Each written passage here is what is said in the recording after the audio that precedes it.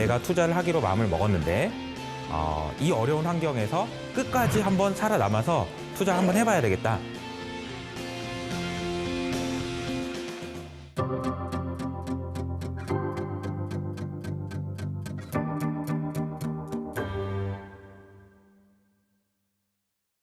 자, 지난 시간에 우리가 인플레이션에 대한 이야기를 했고, 자, 지금 현재 경제 상황이 매우 힘든 상황이다라고 이야기를 했는데요. 그래서 그러면 과거에 비슷한 때가 언제였을까요? 이 이야기를 오늘 좀 해보려고 합니다. 지금 현재 상황과 비교되는 그 시점이 있는데 그 시점으로 돌아가서 좀 이야기를 해보도록 하죠.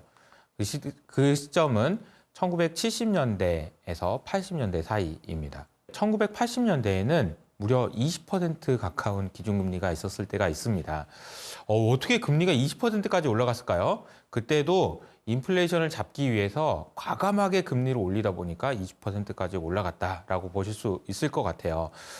그러면 지금 우리가 처해 있는 상황이 과연 1970년대와 같은 상황인지, 그러면 그때 전후로 했을 때 1970년대부터 시작해서 70년대 중반, 그리고 그 이후의 인플레이션, 그리고 80년대 초반의 인플레이션 잡기 위한 과정, 이런 것들을 한번 좀 돌아보면 우리가 앞으로 벌어질 일들에 대해서 추론하는 데 도움이 될 것 같아서 좀 말씀을 드려보도록 하겠습니다.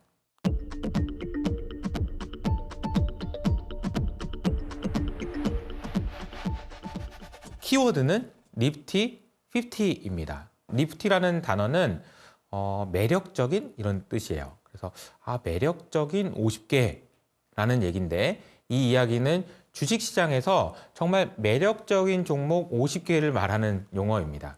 이 종목들이 시작은 1969년부터 1973년까지 지속됐는데요. 많게는 2배에서 길게는 10배 가까이 주식이 올랐고, 굉장히 그 호황을 누렸던 종목들입니다. 당시 종목들의 특징은 굉장히 높은 성장을 구가했던 그런 종목들도 있었던가 하면, 뭐 코카콜라라든지 아니면 디즈니처럼 그냥 안정적으로 이익이 내는데 그냥 주가만 계속 올랐던 그런 현상들도 나타났습니다. 그런데 이 니프티 50는 처음에 시작은 화려했지만 그 끝은 조금 비참했습니다. 이 종목들이 빠지기 시작했던 게 1973년이었고요.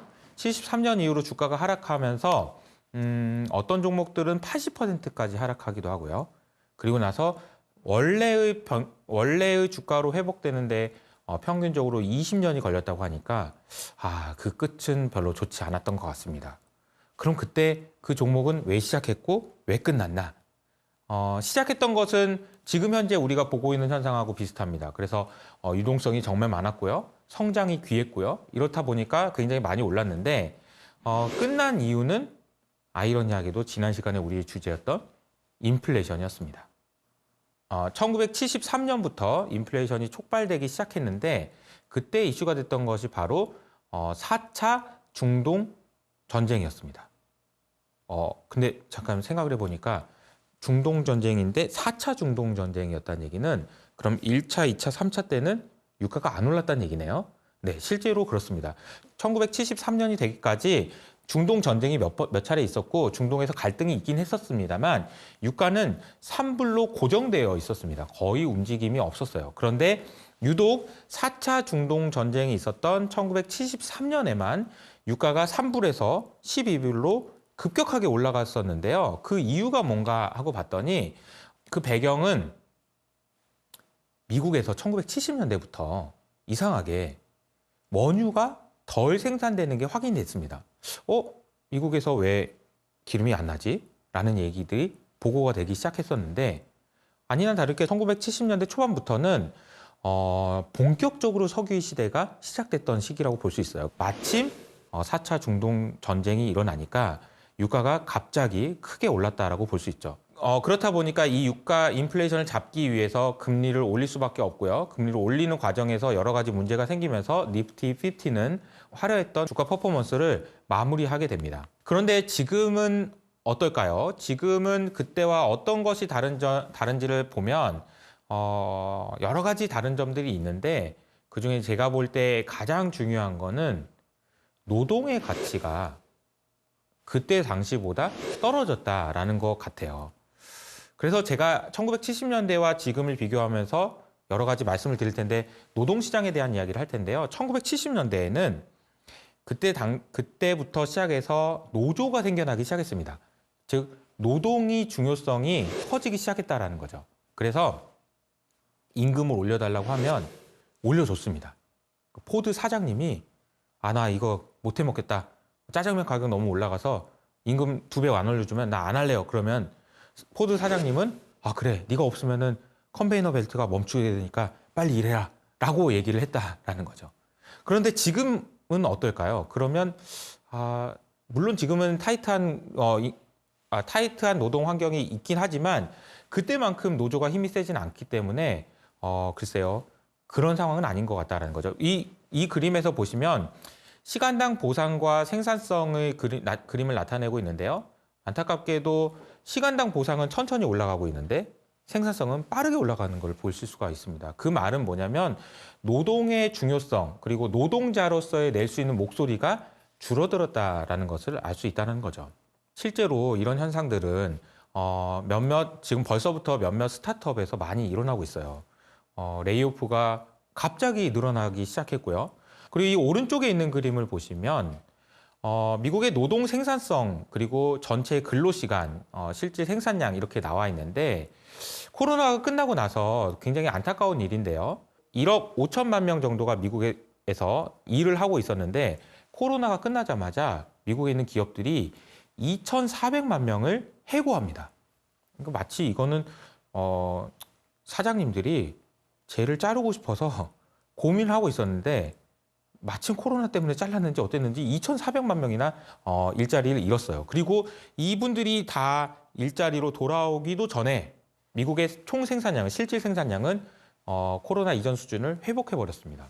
그 말은 뭐냐면 냉정하게 얘기하면 사장님은 코로나 이전에 제가 없어도 회사가 돌아간다는 걸 알고 있었는데 진짜로 잘라봤는데 정말 회사가 잘 돌아갔다는 걸 말하고 있다는 거죠. 그래서 이런 부분들이 가장 큰 차이점이라고 볼 수 있을 것 같습니다. 노동시장에 대한 이야기를 했으니까 조금 더 논의를 이어가 볼까요? 제가 최근에 봤던 보고서 중에 가장 인상적이었던 보고서 중에 하나인데요.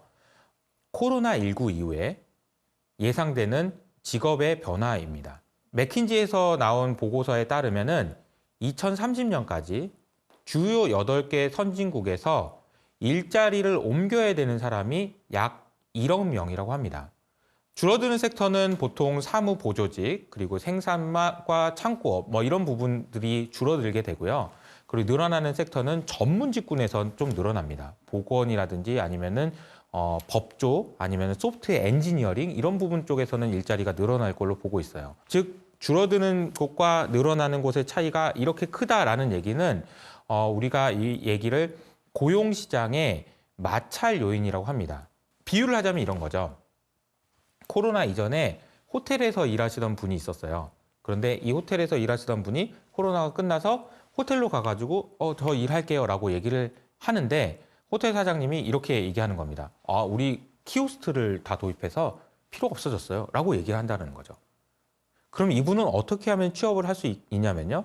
다시 코딩 학원에 가서 열심히 코딩을 한 다음에 네이버와 카카오 같은 소프트웨어 엔지니어 회사를 간다든지 이런 식으로 해야지만 일자리를 구할 수 있다라는 이야기인데요. 사실 물론 이 부분에 대해서 반론이 있을 수 있습니다. 지금 여전히 일자리가 부족하다는 이야기도 있지만 그러나 2030년까지 봤을 때는 많은 분들이 지금 하던 일을 멈추고 다른 일을 하셔야 될 것 같습니다. 특히나 제가 지금 앞서 설명드렸던 기후위기를 감안하면 어떻게 될까요? 생각해보면 전환위험 말씀드렸었고 좌초자산 말씀드렸는데 그것과 관련된 탄소를 배출하는 그런 기관에서 일을 한다든지 이런 분들은 반드시 일자리를 옮기셔야 될 겁니다. 그래서 사실 어떻게 보면 우리가 지금 생각할 때 중요한 것은 투자와 관련된 것도 있지만 본인이 어디서 일을 하는지에 대한 고민도 하셔야 된다라는 이야기입니다. 또 한 가지 말씀드리고 싶은 거는 지금 현재 우리가 사는 세상은 기술의 혁신이 있는 곳입니다. 기술의 혁신이 있는 곳이라는 이야기는 기존에 있던 회사가 파괴되면서 새로운 회사들이 만들어지는 것이 활발하게 진행되고 있다는 거죠. 과거에 보면 이런 혁신을 한계 돌파형 혁신이라고 얘기하는데요. 그러니까 한계 돌파형 혁신 혹은 파괴적 혁신 이렇게 표현하는 그 혁신에는 이 좋지 않은 단어들도 있습니다. 혁신이라고 하면 굉장히 좋잖아요. 근데 이게 파괴한다고 하고 한계 돌파한다고 하면은 좋은 영향이 아니에요. 왜냐하면 파괴하는 무엇인가가 있고 파괴되는 무엇인가가 있기 때문입니다. 그래서 이 한계 돌파형 혁신이 있었던 과거의 사례를 분석해 보면 이 파괴당하는, 즉 다시 말하면 기존에 제일 잘 나갔던 회사들에서 가장 높은 연봉을 받는 사람들이 가장 연봉이 많이 낮아진다라는 분석 결과가 있습니다. 소위 말하는 지금 우리가 볼 때는 굉장히 잘 나가는 회사의 부장님들이 가장 큰 위험에 빠질 수 있다라는 이야기이기도 합니다. 그래서 이 얘기는 어떻게 보면 지금 이 방송을 보시고 있는 분이 더 많이 공부를 하셔야 된다는 이야기이기도 합니다. 사람들은 모두가 더 좋은 환경에서 살고 싶어 합니다. 그렇게 하기 위해서 무엇이 필요한지에 대한 고민도 하죠. 그래서 안정을 추구할 거냐 아니면 위험하더라도 조금 더 높은 성장을 추구할 거냐는 사회 환경이나 시대상에 따라서 달라질 수 있겠지만 적어도 지금의 많은 젊은이들은 너무나도 높아져 버린 자산 가격을 보면서 내가 새로운 것을 시도해야 되겠다라는 그런 시도가 이어지고 있는 상황인 것 같습니다.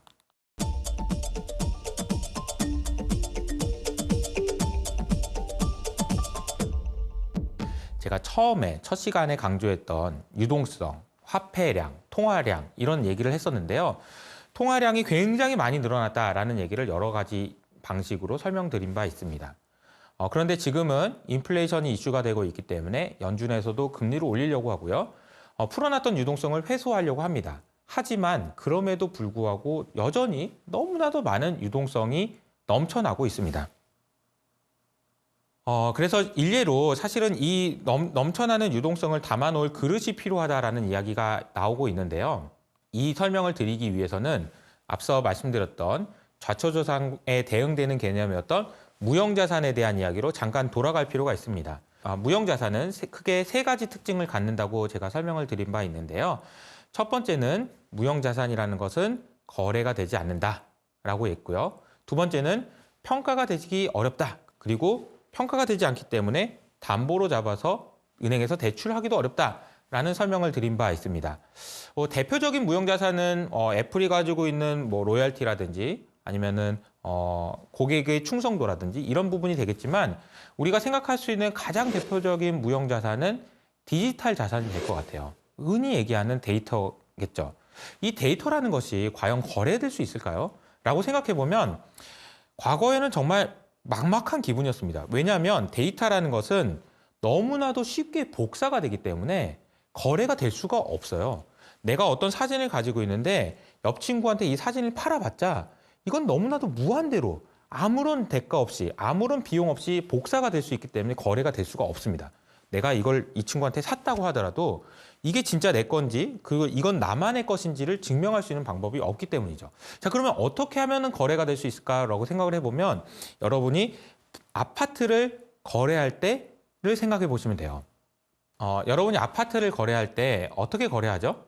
제일 먼저 찾아보는 것이 뭡니까? 등기부 등본이죠. 아파트의 등기부 등본을 보고 이 집이 당신 집이 맞군요.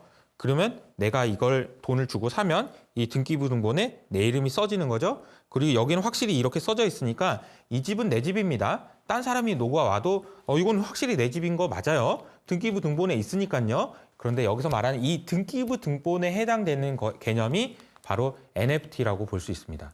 NFT 기술이 실생활이 적용되기 시작하면서 나타났던 현상은 바로 이 등기부 등본 역할을 해주는 기술이 나왔다라고 볼 수 있다는 거죠. 그래서 이 NFT 기술이 나온 이후로 많은 사람들이 기대하고 있는 것은 뭐냐면 자, 지금부터는 데이터가 디지털 자산이 혹은 무형 자산이 거래되는 시장으로 바뀌겠구나 라는 기대가 생겨나기 시작했습니다. 거래되기 시작하면 어떻게 되냐면요. 이 자산은 이 정도의 거래되니 이 정도의 평가가 가능하겠구나 라는 평가가 가능하게 되고요. 이 평가가 가능하게 되면 은행에 담보를 맡기면서 대출을 할 수 있게 됩니다. 자, 제가 말했던 이 모든 이야기들은 사실은 경제가 돌아가게 만드는 가장 시초 단계예요. 이것은 마치 우리가 진짜 현실 세계에서 했던 수많은 금융이 가상 환경에서 디지털 경제에서 일어날 수 있는 시초라고 볼 수 있습니다.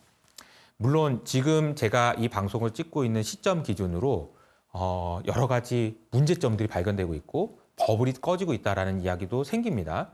그래서 문제가 있다라는 점은 저도 충분히 동의하지만 이 기술이 문제가 있는 건 아닙니다. 다만 문제가 있었다면 버블이 있었던 것이 문제인 거죠. 근데 버블은 저는 이렇게 버블은 필요악이라고 생각하거든요. 만약에 작년에 있었던 NFT 붐이 없었다면 이쪽 시장으로 돈이 오지 않았을 겁니다. 돈이 오지 않았다면 기술도 발전되지 않았을 겁니다.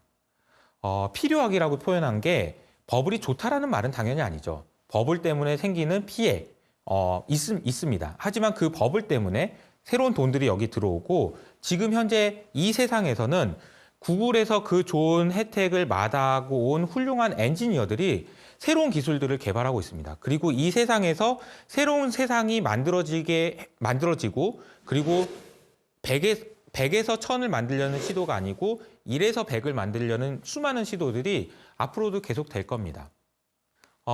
이번 시간에는 1970년대부터 지금까지 오면서 있었던 변화들을 얘기했는데 자, 노동시장에 대한 이야기를 했고요. 사람들이 어디서 어디로 옮겨가는지, 사람들의 관심이 어디서 어디로 옮겨가는지에 대한 이야기를 했습니다. 그리고 무형자산이 거래되는 것이 NFT 기술을 통해서 시작됐고 그것은 이제 막 초기 단계다라는 이야기까지 했습니다. 자, 다음 시간에는 디지털 경제에 대한 이야기를 해보도록 하겠습니다.